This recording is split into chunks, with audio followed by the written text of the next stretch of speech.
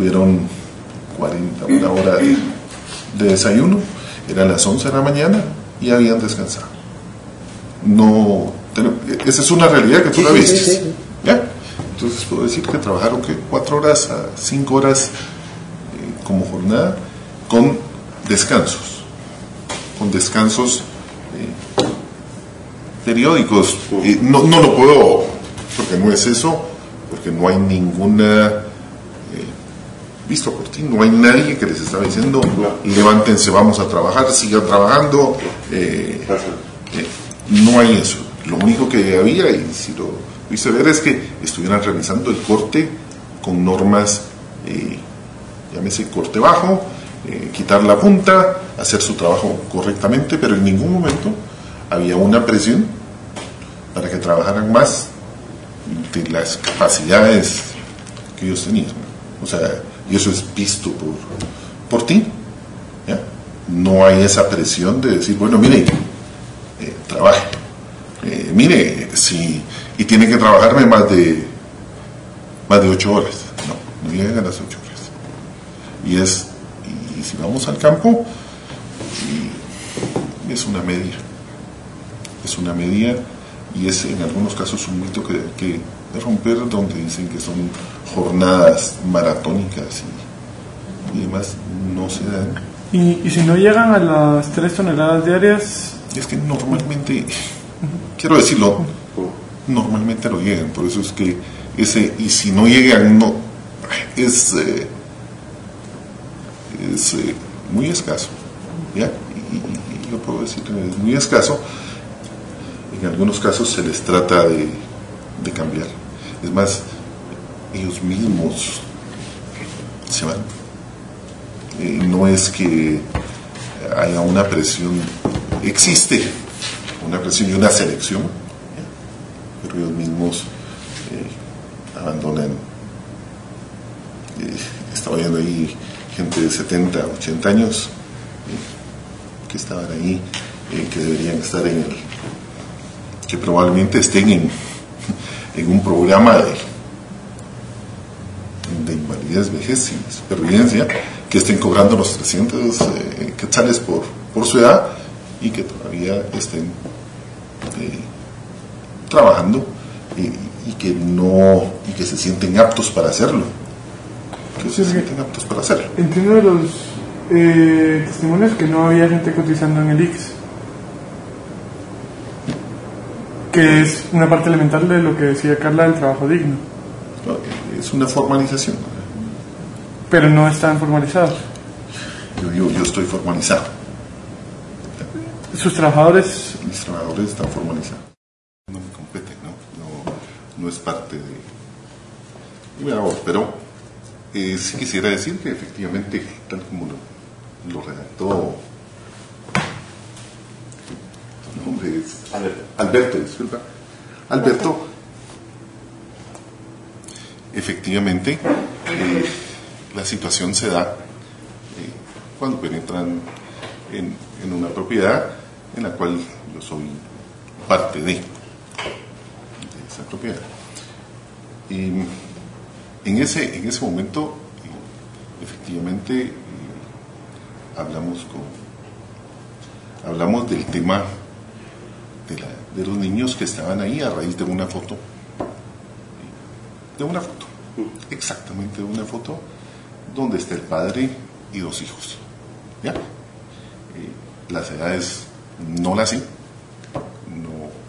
porque no las sé, no era parte de.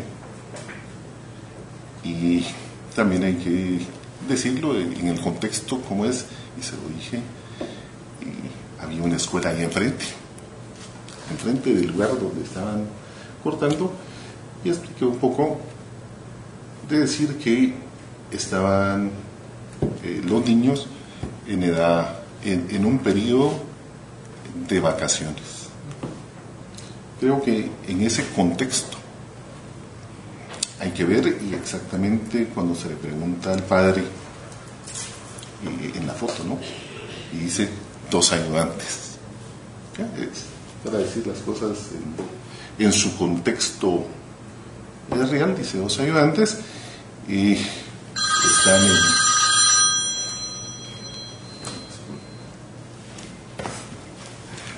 los ayudantes están en su periodo de vacaciones y Alberto, le cuento un poco el contexto de nuestra realidad comparada con el contexto de la realidad española, y ahí iniciamos un diálogo haciéndonos ver cómo lo miraba desde la realidad española y cómo comprendía Alberto algunos hechos que se daban en Guatemala. Traté de comentar que efectivamente, y creo no eran trabajadores per se, sino que gente que estaba acompañando o ayudando al padre durante un periodo de vacaciones. Y creo que es en ese contexto que lo tenemos que ver. En ningún momento estoy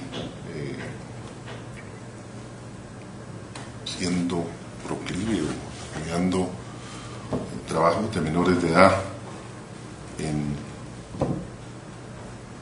labores, sino que estoy dando el contexto tanto social como antropológico, que esto debería verse en esa dimensión, ¿no? En una realidad donde están niños o menores de edad en su etapa de vacaciones, donde las oportunidades pues son contadas, y pues van a ayudar a los padres en esa labor, ¿no? Por ahí me quisiera quedar. Y si bien hay un consentimiento de los padres para que los niños trabajen con ellos, la ley establece que puede haber ese consentimiento si son mayores de 14 o 16 años, pero si son menores, aún con el consentimiento de los padres está prohibido que puedan trabajar niños, aunque sea por un día. Si el periodo de vacaciones además coincide con el periodo de la zafra, es otro punto, pero no exactamente, no coincide exactamente. Yo quisiera comentar, expandirme un poquito en ese aspecto. O sea, efectivamente creo que no viene, sino que hay que entenderlo en el contexto y desde el punto de vista de la industria del azúcar, como en otras industrias o en otros cultivos, obviamente pues se trata de cumplir con la ley, y es un esfuerzo que se está realizando, ¿ya? Que no se logra de un día para el otro, sino que se trata de bajar los índices para hacer cumplir.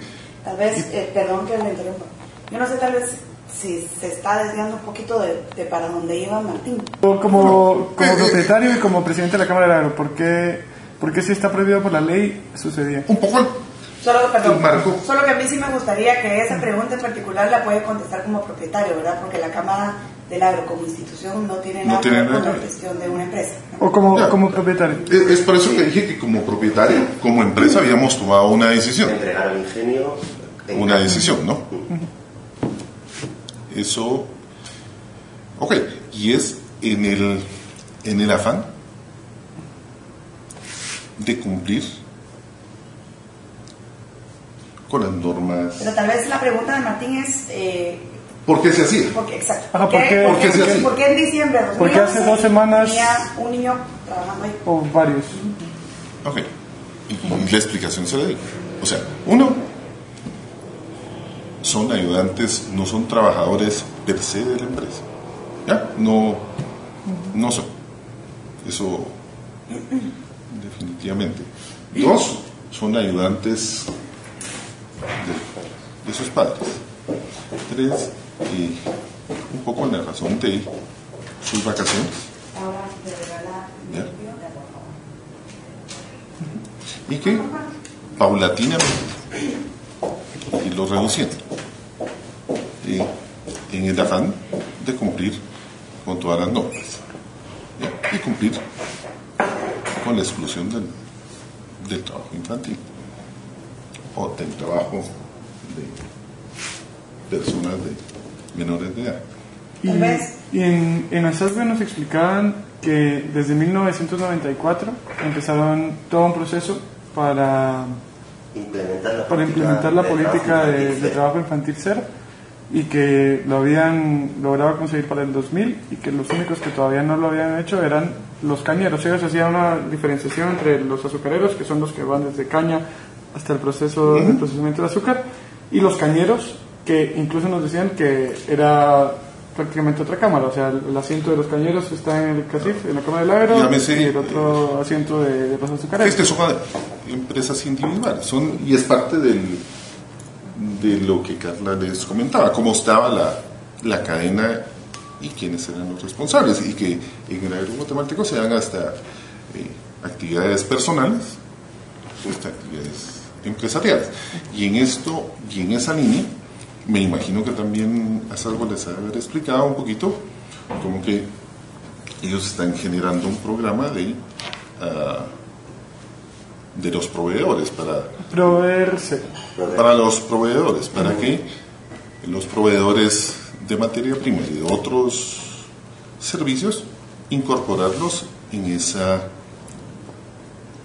código o en ese cumplimiento, en esa política. Y eso es en lo que estamos empeñados. Entonces, en esa dinámica, en esa óptica, hay que ver este proceso. ¿Y por qué en el 2012? Ajá, ¿por qué después de 15 años los cañeros no lo han conseguido lograr? Bueno, no. Se está pagando 24 quetzales por ese trabajo. Por tonelada. Él se queda con 4 y paga 20 a los cortadores. Solo hay que aclarar. O sea, ¿cuál es la productividad de la gente? Yo creo que tú lo oíste y precisamente es parte de quemar la caña, porque aumenta la productividad de la gente. Y es más, la gente lo pide. ¿Ya? No es un corte en verde. Al quemar la caña, aumenta la productividad. Es más fácil el corte. Entonces, se dan los promedios de 3 a 5 toneladas de caña. Y si tú lo preguntaste, vas a ver que había gente que ganaba más de 100 quetzales al día. Si lo preguntaste... Sí, porque una de las cosas que vimos, por ejemplo, es que algunas de las personas están drogadas. No te puedo